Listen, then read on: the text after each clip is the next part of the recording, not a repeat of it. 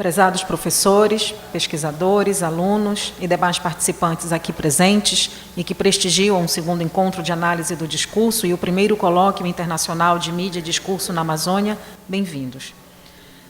Bem-vindos ao segundo dia de evento, no qual serão realizadas 2 mesas redondas pelo turno da manhã e à tarde haverá o primeiro dia das apresentações dos grupos de trabalho.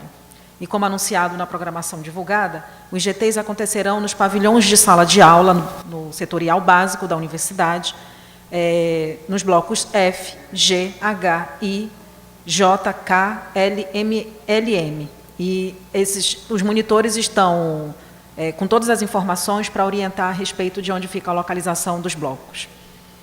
Para compor a primeira mesa da manhã, intitulada Circulações Cotidianas do Poder, na Sala de Aula e na Mídia, convidamos o professor doutor Thomas Massal Fairchild, docente pesquisador da Universidade Federal do Pará e membro da Associação Nacional de Pesquisa na Graduação em Letras. O professor abordará o tema Quem é o autor da aula que eu ministro?, cujo objetivo é discutir a possibilidade de um professor ocupar uma posição de autoria em relação ao que faz na sala de aula e as maneiras pelas quais a autoria do ensino pode ser operacionalizada como elemento da formação de professores, especialmente em nível de graduação. Chamamos também o professor doutor Pedro Navarro, da Universidade Estadual de Maringá, cuja apresentação tem como tema um corpo de saber-poder, elementos de uma análise arquigenealógica de discursos, no qual se volta a uma reflexão sobre a relação entre discurso, poder e corpo, com base nos estudos da fase genealógica de Michel Foucault, e tomando como material de análise discursos da mídia impressa. Convidamos igualmente a professora doutora Vanice Maria Oliveira Sargentini, docente e pesquisadora da Universidade Federal de São Carlos, que apresentará o tema Narrativas de Confrontos e as Relações de Poder Midiáticas, cuja proposta é discutir questões que envolvem o processo de ver e ler imagens com o objetivo de analisar, por uma abordagem discursiva, como se dá a construção de imagens e confrontos relacionados à população indígena, segundo a perspectiva traçada na mídia de grande circulação. Da mesma maneira que no primeiro dia, ao final da mesa, ao final das apresentações, teremos um tempo para o debate. E aí solicitamos que se organizem para fazer as perguntas, que os monitores ou eu mesma levo o microfone até a plateia. Obrigada, até daqui a pouco, professores.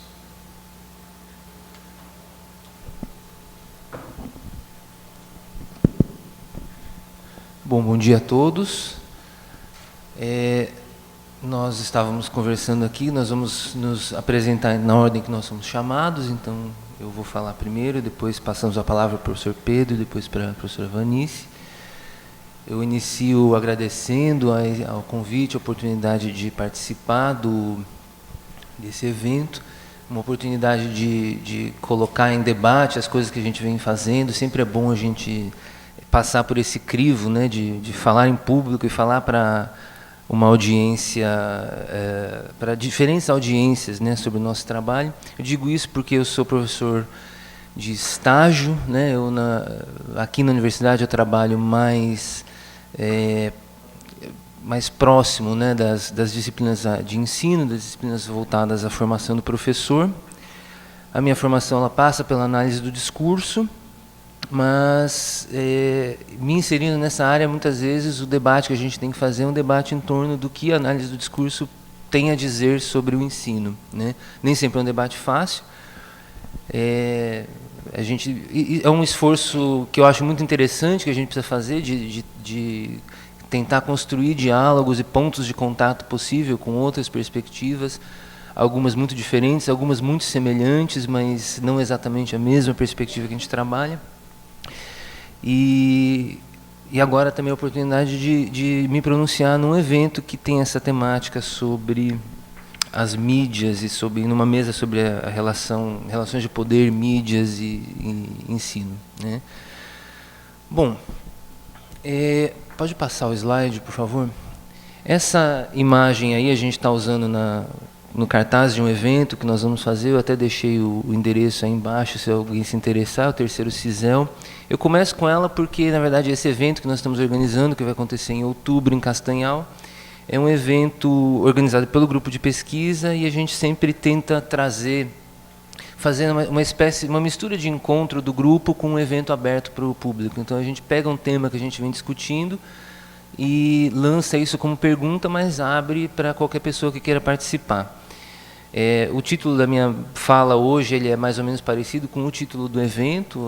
Eu faço essa pergunta: quem é o autor da aula que eu ministro? Quem é o autor da minha aula? O título do evento é Se Faz Diferença eu ser o autor da aula que eu ministro? Tanto faz quem seja o autor, se sou eu, sou outra pessoa.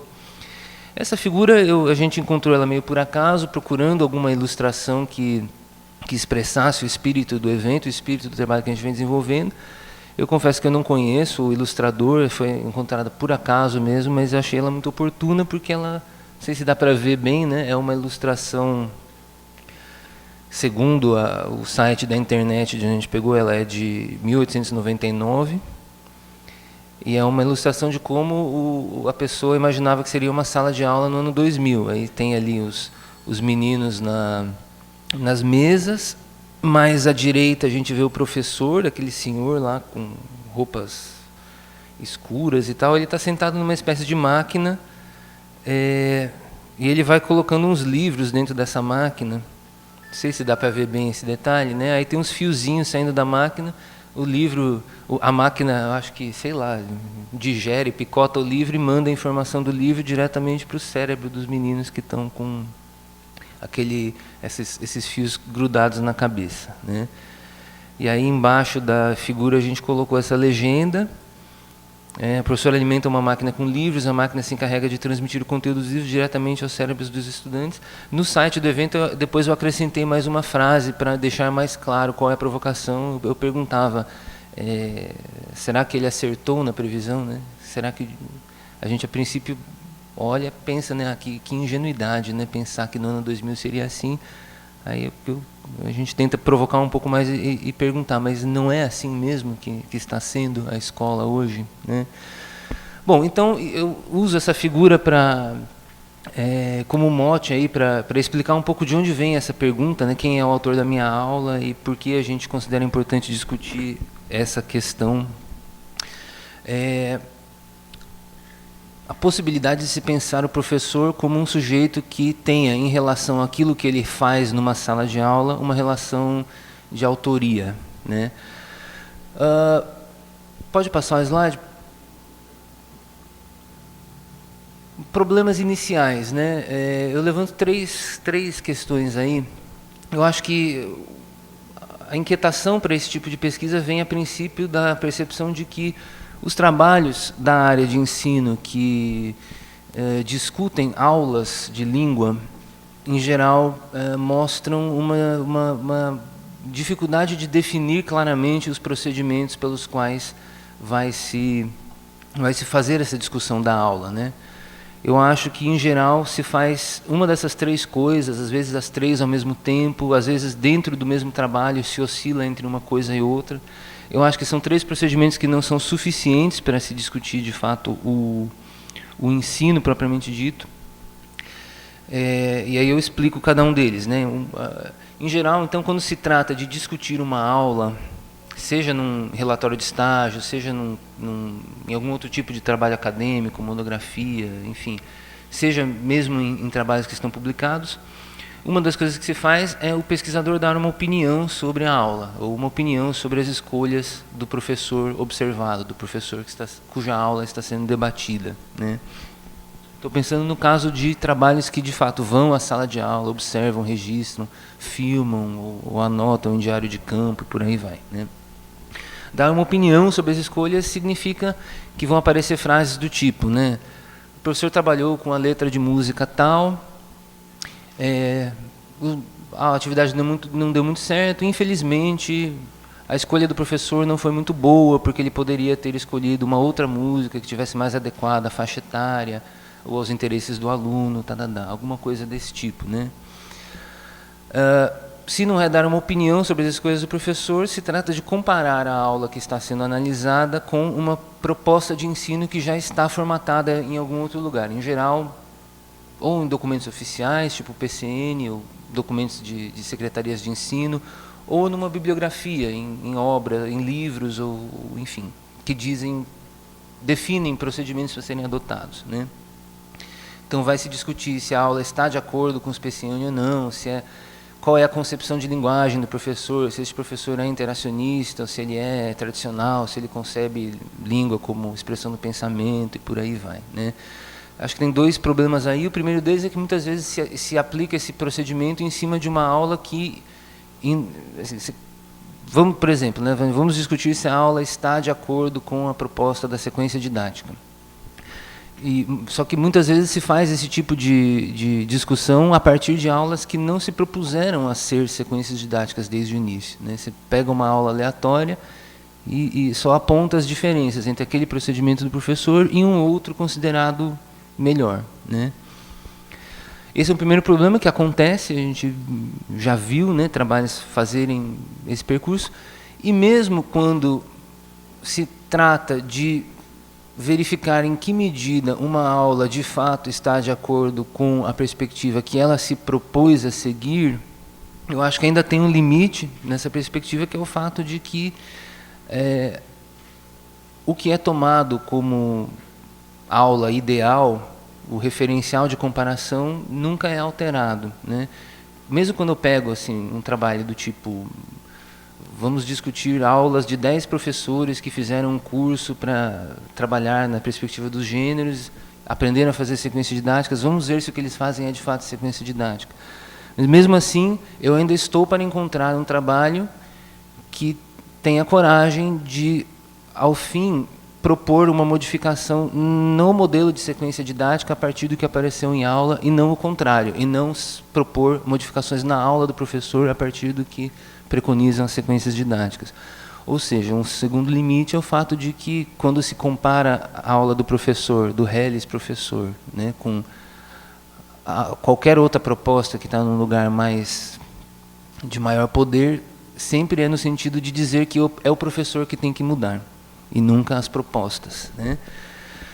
Uma terceira perspectiva é essa que eu chamo de análise da produção dos alunos. Tem uma série de trabalhos em muitas linhas que se propõem quando eles vão discutir uma aula, eles pegam o que foi produzido pelos alunos, sejam textos escritos, narrativas, redações, gravações de performances orais dos alunos, e analisam, né? Tentam fazer diagnósticos dessas produções, tentam fazer um balanço de quais são as habilidades dos alunos, o que poderia ser ensinado para os alunos para que eles melhorem e tudo mais.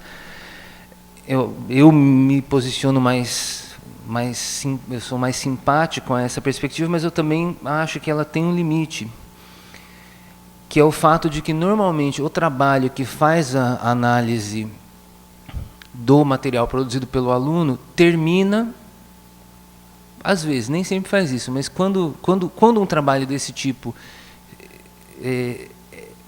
se propõe a ser mais propositivo, né, ele termina dando sugestões de como o professor poderia ter feito aquela atividade, ou como o professor poderia continuar trabalhando em sala de aula para que as suas aulas, o seu ensino, porque o seu ensino se volte para aquelas dificuldades que foram detectadas na produção do aluno, né? Mas, geralmente, no trabalho que tem a análise do material dos alunos, só tem uma sugestão de como seria para fazer em sala de aula, para que eu pegue essa dificuldade do aluno e continue trabalhando em cima dela para saná-la. O trabalho que analisa a produção do aluno, dificilmente... Também ainda estou para encontrar um trabalho que faça as duas coisas, que analise a produção do aluno, proponha uma alternativa, realize essa alternativa e me mostre resultados que sustentem que, de fato, aquilo que está sendo sugerido funciona melhor. Em geral, os trabalhos eles param na sugestão, né? O professor poderia fazer um trabalho em torno da relação do título do texto com o conteúdo. O professor poderia trabalhar com o conceito de hipóteses, estratégias de leitura, acionando o conhecimento prévio do aluno, mas tenho a impressão, até onde eu vejo as coisas, que em 100% das vezes isso só é sugerido.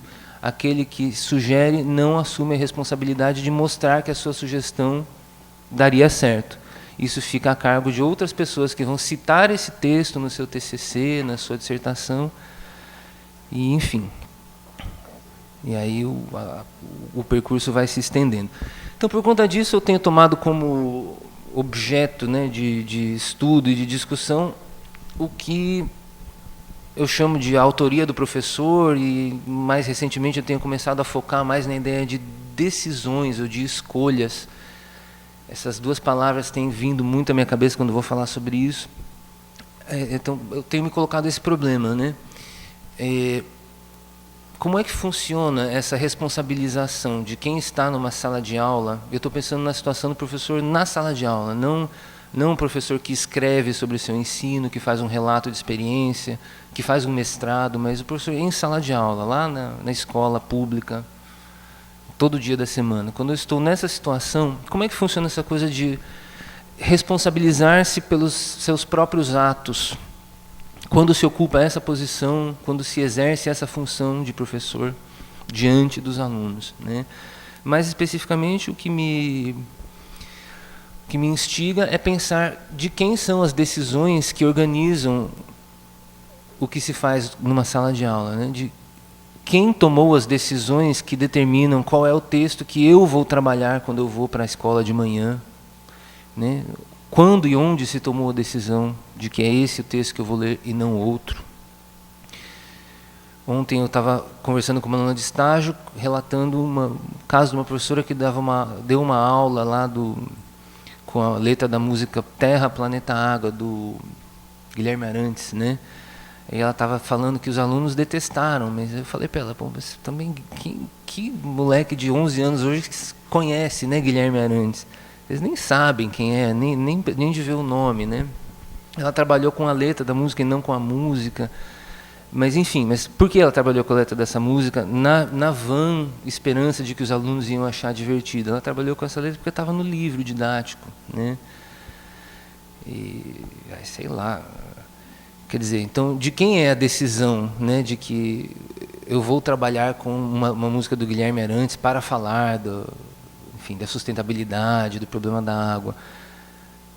É do professor que escolheu usar isso porque o livro didático estava na mão? É do autor do livro didático? Que outras escolhas seriam possíveis, né? Em vez de trabalhar com essa música, poderia trabalhar com alguma outra que fale do mesmo tema e por aí vai, né? Bom, vamos passar um pouco. Quem é o autor das vozes que conhecemos? Eu vou pular essa parte para não me estender muito. Pode passar alguns slides, por favor. Não passa, não, deixa aí, peraí. Bom, então, para fazer uma apresentação rápida, né, porque aparece essa palavra autoria, a gente tem discutido basicamente autoria em duas perspectivas, uma delas mais ligada ao que a gente toma do Foucault, a ideia de autoria como uma função-autor.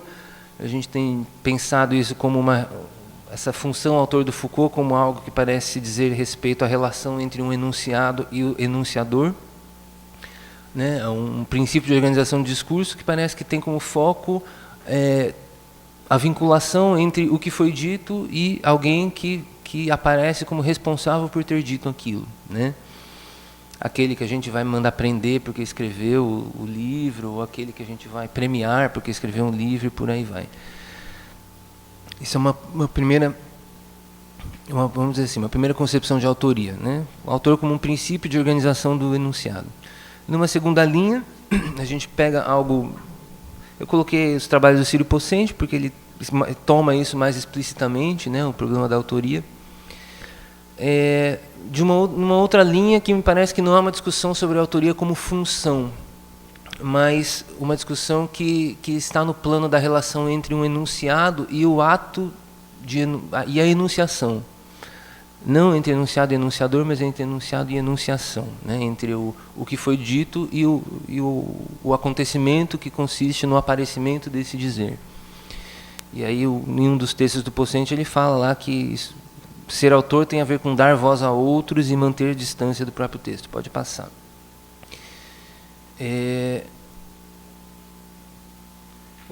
Em relação a essa primeira noção de autoria, a gente faz algumas perguntas com base em coisas que o Foucault diz mesmo. Uma delas é se a aula é um discurso que tem função autor ou não. Porque lá na ordem do discurso, o Foucault diz que existe uma assimetria básica, né? O autor, ele funciona no discurso, mas ele funciona para alguns enunciados, né? Os enunciados da filosofia, da literatura hoje, das ciências, tem autor, tem uma função autor. Tem funções autor diferentes, mas tem alguma função autor.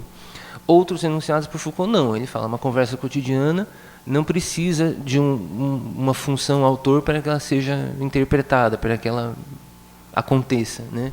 O contrato precisa de um signatário, mas o signatário não é autor do contrato, a receita e por aí vai. A primeira pergunta é, quando eu pego um professor em sala de aula, este discurso que está sendo produzido, enquanto ele abre a boca e fala e os alunos escutam, ou vice-versa, este discurso é um discurso mais parecido com o discurso da literatura, da filosofia, que tem alguma função autor?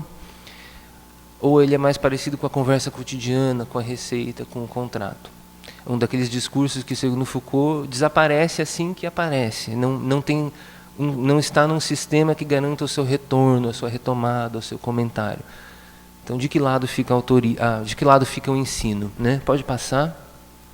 Uma outra passagem que eu acho interessante do Foucault é essa que ele fala do nome do autor. Ele diz que o nome do autor não é um nome próprio, como outro qualquer. Aí ele dá esse exemplo, né? Uma pessoa, um nome qualquer, Pierre Dupont, João da Silva, né?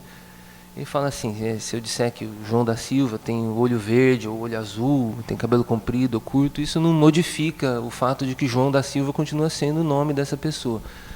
Se eu disser que o Shakespeare era loiro, não tinha barba, também não muda, isso não muda o nome de Shakespeare enquanto nome de autor, né? Mas se eu disser que o Shakespeare não escreveu os sonetos do Shakespeare, isso muda, né? Então ele dá esse exemplo para dizer que o nome do autor o nome do autor não se relaciona com a pessoa da mesma maneira que o nome próprio se relaciona, é uma outra função. E a pergunta que a gente faz é se o nome do professor pode ser um nome de autor, ou seja, se existe alguma coisa em relação ao trabalho do professor que, se eu modifica a sua aula, vamos dizer assim, né? O que ele está dizendo é que se eu mudo o nome do autor, eu mudo a obra, né? Se eu descobrir que a pessoa que escreveu os sonetos do Shakespeare não foi a pessoa que nós chamamos de Shakespeare, eu vou ter que reorganizar todos os livros publicados com a expressão obra completa de Shakespeare na capa, né? Então, mudar o nome do autor muda o nome da obra. E o nome do professor? O que é que eu teria que mudar no professor para que mude a aula? E mais provocativamente a gente pergunta, né, tem alguma diferença, faz alguma diferença quem é que está ministrando a aula, ou a única coisa que muda é a cor dos olhos, a cor do cabelo, mas a aula acaba sempre sendo a mesma, né? Bom, pode passar? Quanto tempo eu tenho para falar? Eu não... quanto tempo me resta? Eu vou correr. Eu acho que era eu, mas enfim. Pula essa parte, vamos lá. Pode pular esse aí também. Falar rapidamente da segunda noção de autoria. Então, esses dois comentários que eu fiz a partir do Foucault são coisas que a gente discute partindo da ideia de autor como função. A segunda ideia de autoria é essa que eu falava, né, numa relação entre enunciado e enunciação. Tem umas passagens do Ciro Pocente, que ele fala que a autoria está relacionada com o discurso, a autoria não é um traço do texto, nem da gramática. Ele diz que alguém se torna autor quando assume duas atitudes, dar voz a outros e manter a distância do próprio texto. Pode passar. Isso aqui a gente elaborou no trabalho de mestrado de Orientando Meu Heródoto. Estava tentando pegar essa ideia de que ser autor tem a ver com dar voz a outros discursos, e estava pensando assim, quais são os discursos aos quais um professor dá voz quando ele está em sala de aula, dando aula de línguas, né?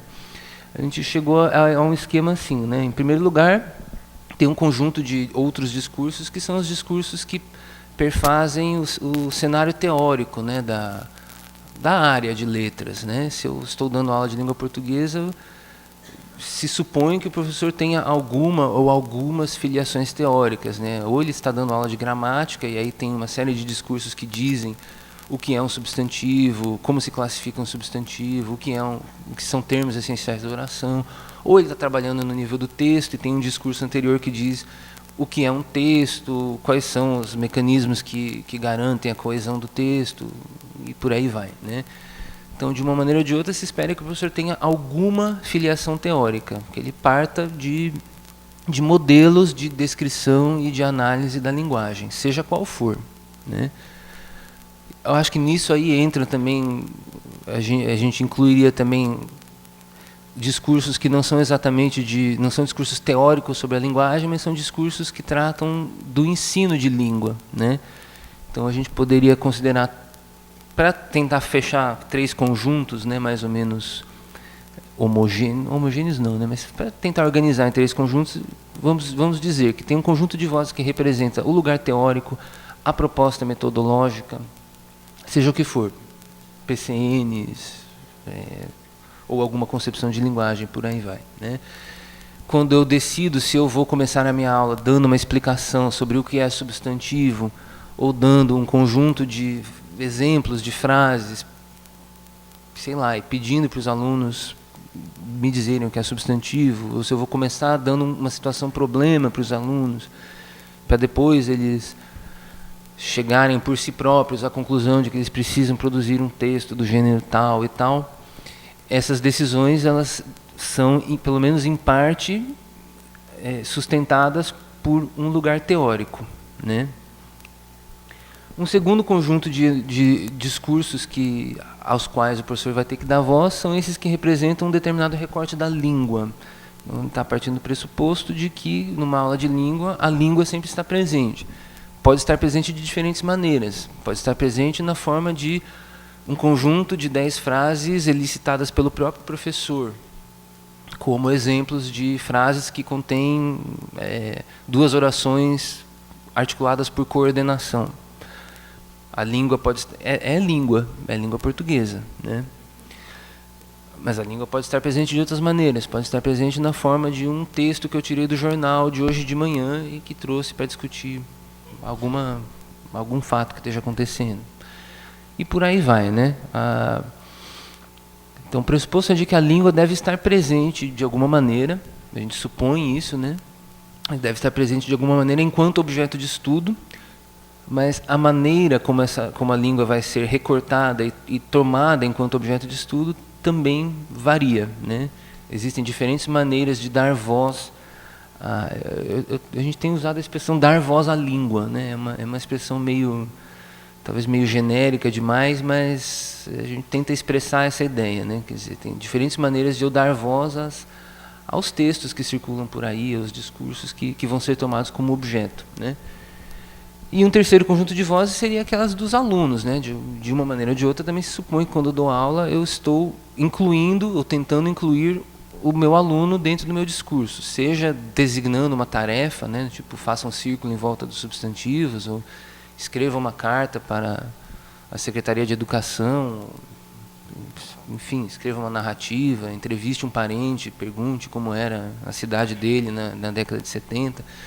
Seja designando uma tarefa, eu dou uma voz ao aluno, seja escutando e pegando retorno do desempenho dos alunos para continuar regulando as ações de ensino, né? Vamos passar mais adiante. Pula esse, vamos mais um, exemplo 3. Eu vou dar só esse exemplo dos que eu trouxe aqui, como a gente tem usado um pouco essas categorias numa tentativa de fugir uma tentativa de fazer algo diferente daqueles 3 procedimentos que eu mencionei no início, né? Uma tentativa de pegar aulas de português e não apenas dar uma opinião, não apenas comparar com uma perspectiva que já existe e não apenas analisar os resultados para sugerir coisas que a gente supõe que seriam melhores. Minha preocupação tem bastante a ver com o fato de que eu trabalho com estágio e, então, no dia a dia, a gente recebe os planos de aula, os materiais produzidos pelos alunos e a gente precisa, de alguma maneira, empurrar o aluno na direção de melhorar as aulas que ele está propondo, né? Mas a gente precisa tentar mostrar para o aluno caminhos possíveis a seguir, sem chegar para ele e falar: eu não gostei da sua aula, dar uma opinião, esse texto está muito chato, isso não é, né? Sem dar uma opinião, sem simplesmente chegar e falar para ele: olha, a tua aula não está de acordo com a proposta que eu ensinei na aula tal. E tentando ir além desse tempo, né, em que o aluno ele vai para a escola, ele realiza, ele traz de volta o material dos alunos, mas em geral isso acontece no fim do semestre, então a análise do material dos alunos muitas vezes acaba servindo para a gente reconhecer dificuldades do aluno e dificuldades do professor, do estagiário. Mas isso acaba acontecendo muitas vezes num momento em que a gente não tem mais tempo de o aluno voltar para a escola, tendo reconhecido as suas dificuldades, as suas falhas, e fazer diferente para ver o que aconteceria. Isso, em geral, fica lá no fim do semestre. Então, na tentativa de contornar esses 3 becos sem saída, eu tenho tentado, enfim, me valer dessa ideia aí de autoria. Então, está aqui um exemplo de uma atividade relatada em estágio, elementos o estagiário deu 2 aulas sobre elementos da narrativa, uma terceira aula sobre verbos, e nessa terceira aula ele deu uma atividade que era para produzir uma narrativa com 2 personagens, um cenário e um narrador em primeira pessoa. Vamos passar para o próximo slide. O que